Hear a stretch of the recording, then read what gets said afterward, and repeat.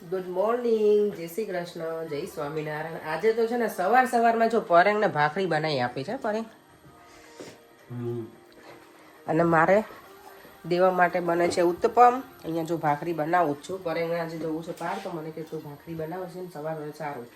મેં બનાવે દેવા માટે લંચ માટે ઉત્તપમ, મારા માટે ઉત્તપમ. ભાખરી હું પણ ખાઈને જઈશ. દેવા મને પરેંગ તો અત્યારે જ નીકળી જવાના છે, મારે હજી વાર છે. કિચન આખું વાઇન્ડ અપ કરીને પછી હું નીકળીશ, એટલે બધું ક્લીન થઈ જાય તો રાત્રે આવીને પછી એટલું ઓછું શાક બનાવવાનો ટાઈમ મળશે ને તો એ પણ બનાવીને જઈશ. લેટ્સ સી હવે કેટલો ટાઈમ છે એ પ્રમાણે. આજે ચલો ઘણા ટાઈમ પછી વોક કરીને સ્ટેશન જવાનું છે. નોર્મલી હું વોક કરું છું, પણ ઘરથી સ્ટેશનનું હમણાં ઘણા ટાઈમથી મેં નથી કર્યું. પણ આજે પરેંગ છે નહીં તો મને વોક કરવાનું છે. આમ થોડુંક મજા આવે, ફ્રેશ એર મળે અત્યારે સવારમાં. તો આગળ છે ને મારી ફ્રેન્ડ જાય છે. આઈ હોપ કે મને કેચ કરી શકું મમતાને. ફટાફટ જાઓ તો મળી જઈશું સાથે અમે. મારા ઘરે જે આવે છે ને પ્રિશા, એની મોમ છે. જો મેન અડધો ઉગ્યો છે કે બાઈટ જો અમે છે ને પ્રિશાને અને ઈશિકાને મેં કેચ કરી લીધા. હા, હું દૂરથી એવું કહેતી હતી કે I can catch or not. Celebrity I know. જો એટલી જબરી થઈ ગઈ છે ને દાદીમાં. કેટ જો કેટલી, અહીંયા કેટ ડરે નહીં. આપણે ત્યાં તો છે ને આપણને જોઈને ભાગે. ઇન્ડિયામાં તો જો શાંતિથી મારી જોડે જ વોક કરે છે. હું થોડી દૂર છું એટલે. Hello kitty. આ છે ને જો સ્પ્રેટ એન્ડ રૂમ છે, ક્લીન કરવાનું છે આજે. અહીંયા છે ને બધાને જે વ્હાઇટ પીપલ હોય ને, ઓબ્વિયસલી બ્રિટિશ, એ લોકોને કાળા થવું હોય, અને આપણને ઇન્ડિયન્સને છે ને આપણે લોકો થોડાક શામ હોય ને તો આપણને ધોળા થવું હોય. બધાનું ઊંધું છે. મને તો ફેર સ્કિન મજા આવે જોવાની, ખબર ને, ગમે આપણને ફેર સ્કિન, પણ આ લોકોને ફેર સ્કિન હોય તો એને આપણું સ્કિન ટોન ગમે ને. કાંઈ આપણને જે પણ હોય એનાથી ક્યારે આપણે હેપી ના હોય. આપણને બીજાનું બહુ ગમે. જો હેર મારા કર્લી હતા ને તો મને સ્ટ્રેટ હેર ગમે, અને મારા હેર જોઈને કોઈને એવું થાય કે મને આવા હેર ગમે, એની પાસે સ્ટ્રેટ હેર હોય તો. એટલે એવું જ હોય. જો તો અહીંયા છે ને બહુ બધા લોકો આવે સ્પ્રેટ એન્ડ કરાવવા માટે. એ લોકોને ડાર્ક થવી હોય ને, સ્કિન એકદમ ડાર્ક, અને હોલિડેમાં લોકો જાય ને ત્યાં તો સ્પેશિયલી લોકો કરાવે જ. આઈધર આ કરાવે. પહેલાં અહીંયા છે ને સનબેડ પણ હતો, તો એ લોકો સનબેડ એ બહુ જ કરાવતા. પણ સ્પ્રેટ એન્ડ છે ને લોંગ લાસ્ટિંગ હોય. એક વખત કરાવે તો ચાલે. સનબેડમાં એ લોકોને વીકમાં 2 કે 3 વખત આવવું પડે ડાર્ક થવા માટે, અને આમાં એક જ વખતમાં થઈ જાય ડાર્ક સ્કિન એમની. અત્યારે જો ધોધમાર વરસાદ પડ્યો છે. પાણી જો કેટલું જાય છે ધબધબાથી. ખબર નહીં વરસાદ ક્યારે સ્ટોપ થશે હવે.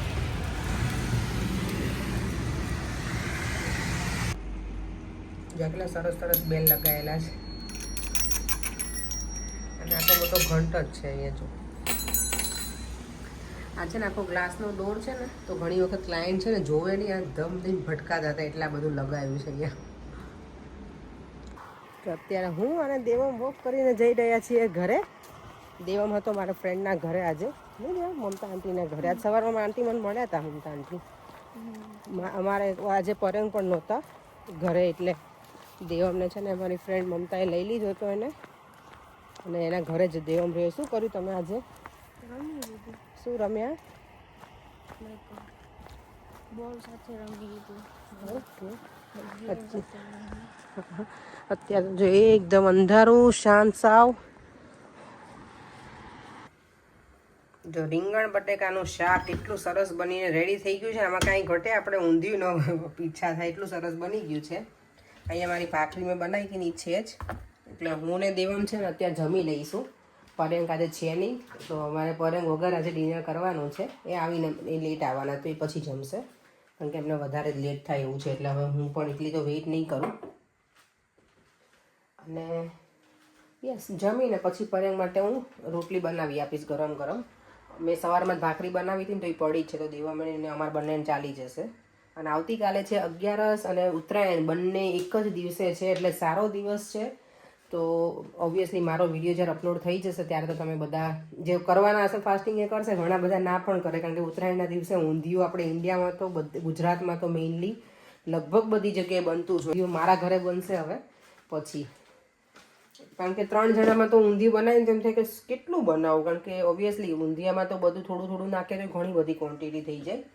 એટલે હવે હું આ વીકેન્ડમાં જોઈશ, ટાઈમ સરખું સેટ થશે તો બનાવીશ. કારણ કે મને ઊંધિયું છે ને બધા વેજીટેબલ ડીપ ફ્રાય કરું હું ઓઇલમાં અને બનાવું છું. એકાદ વખત મને આમાં ટ્રાય કરવું છે એર ફ્રાયરમાં. હું કરીશ ત્યારે તમને ફૂલ રેસીપી આપીશ ચોક્કસ. ઊંધિયું મસ્ત બનાવીશ ત્યારે. મારી ફ્રેન્ડ છે ને નિકિતા એ ઓલવેઝ એવું કહે કે તારું ઊંધિયું મને બહુ જ ગમે એવું. કારણ કે હું જ્યારે જોબ કરતા ને બધા સાથે ત્યારે બહુ લઈને જ હતી. એટલે ગમે ત્યારે અહીંયા આવવાની હોય ને એને કંઈક કહું ને તો મને કહે કે ઊંધિયું બનાવજો. મેં તો ઊંધિયું એમ ના બને, એમાં ટાઈમ જોઈએ પ્રોપર અને બધા વેજીટેબલ પણ જોઈએ. એટલે ચાલો દેવમ દીવાબત્તી કરે છે, પછી અમે મા દીકરો આજે જમી લઈએ શાંતિથી સાથે. મેં તને દીવાબત્તી કરવાનું કીધું તું શું કરવા ઊભો રહી ગયો ઘટિયા? ચલો જો અમારો ડિનર ટાઈમ થઈ ગયો છે. મેં રોટલો ચોળી લીધો છે, દેવમે ચોળી લીધી છે ભાખરી. દેવમ કેવું શાક બન્યું બેટા? મસ્ત. છાસ, પાપડ, શું જોઈએ બીજું? નહીં કંઈ ઘટે? પરેંગ હવે ફાઇનલી ઘરે આવી ગયા છે. પરેંગ થાકી ગયા ના છે? બહુ બિઝી રહ્યા તમે? કામથી આમ કરીને લેવાઈ જઈએ. લેવાઈ ગયા એવું થયું? કાલની શું તૈયારી છે? કાલે ઉતરાય છે. સવારમાં વહેલા 5 વાગે ઉઠવાનું છે. કિન્યા બાંધવાની છે. કિન્યા કે કશું કે કન્યા કે કિન્યા કે નહીં? હા કિન્યા કે નહીં કિન્યા. પછી ગાર્ડનમાં જઈને પતંગ ઉડાવશું. પતંગ છે ક્યાં? ફિરકી ક્યાં છે? આપણે ઉત્તરાયણ કરવા દિવાળી કરતા ઉત્તરાયણ બી મજા આવે. હું તો તમને યાદ છે આપણે ઉત્તરાયણ મેં કરી છે 2014માં. પછી ક્યારેય ઉત્તરાયણ ઇન્ડિયામાં કરી નથી.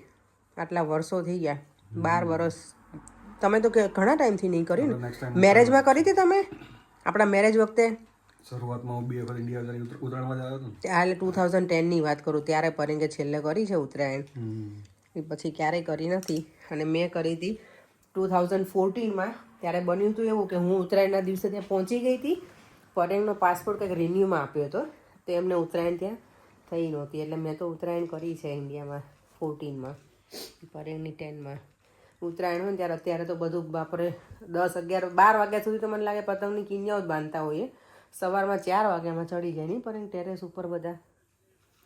હવે પણ એટલું બધું રહ્યું નથી ઇન્ડિયામાં. એ રીતે પતંગ ચગાવવા કરતાં લોકોને બેસવામાં, પછી ફટાકડા ફોડવામાં, ગરબા રમવામાં એમાં મજા આવે. પવન હોય તો મજા આવે પતંગ ચગાવવામાં. હું બહુ પતંગની છું નહીં એટલી બધી ઇન્ટરેસ્ટેડ. પણ મમ્મીએ છે ને આ વખતે મારા સાસુમાએ મને ભગવાન માટે છે ને જો પતંગ આપ્યો છે, તો કાલે મંદિરમાં મૂકીશું. જોયો તમે પતંગ? પર નાનો એવો છે સરસ પતંગ. તો મમ્મી ક્યાં લઈ જાય કે ઉત્તરાયણ હોય ને ત્યારે ભગવાનને. પણ ફિરકી નથી, એટલે ફિરકી ક્યાંથી લાવશું? પડે કેમ ફિરકી હતી નાની? ક્યાં છે? નથી ફિરકી નથી આપણી પાસે. કંઈ નહીં, તો પેલો રીલ હોય ને એ મૂકી દઈશ ભગવાન પાસે, તો ઉત્તરાયણ ભગવાને મનાવશે. અચ્છા, હવે એ કહો કે ઉત્તરાયણ કેમ મનાવવામાં આવે એ બોલો હવે, એટલે ખબર પડે અમને. આની શરૂઆત કેમ થઈ? બોલો. ધાર્મિક બોલો ધાર્મિક. ઓકે, છે ને ધન ઓલા રાશિ તરફથી મકર રાશિ તરફ પ્રયાણ ઓલું થાય સૂર્ય દાદા, એટલે એને મકર સંક્રાંતિ કહેવાય છે. એવું મેં આજે જોયું હતું કે મકર સંક્રાંતિ એટલે ઉત્તરાયણ. પણ તો પતંગ કેમ ચગાવે? ઉડાડીને શું કરવાનું? શું ઉડાડીને એવું કહે છે કે તમે પતંગની જોડે તમારું જે મનમાં ઓલું હોય ને કુછ બી વેર ભાવ એ બધું પતંગની સાથે ઉડાડી દો. અને દોરીની જોડે જે આપણે પતંગ સાથે જોડાયેલા હોય ને એવી રીતે જોડાઈ લેવાનું.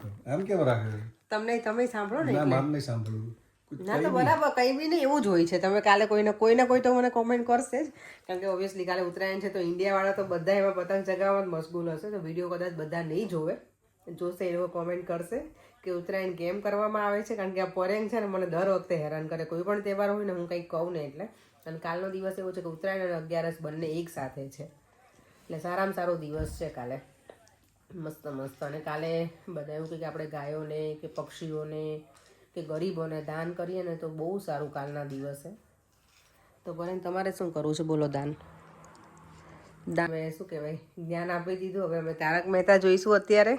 અને હું છે ને લઈને આવી ગઈ છું પાછા પમ્પકિન સીડ્સ. કાંઈ મજા આવે છે મને ખાવાની. 2 દિવસથી ખાઉં છું ને તો. અને વિડીયોનો એન્ડ પણ અહીંયા કરી દઈએ. ફરીથી મળીશું કાલે નવા વિડીયો સાથે. Bye bye. જય શ્રી કૃષ્ણ. જય સ્વામિનારાયણ.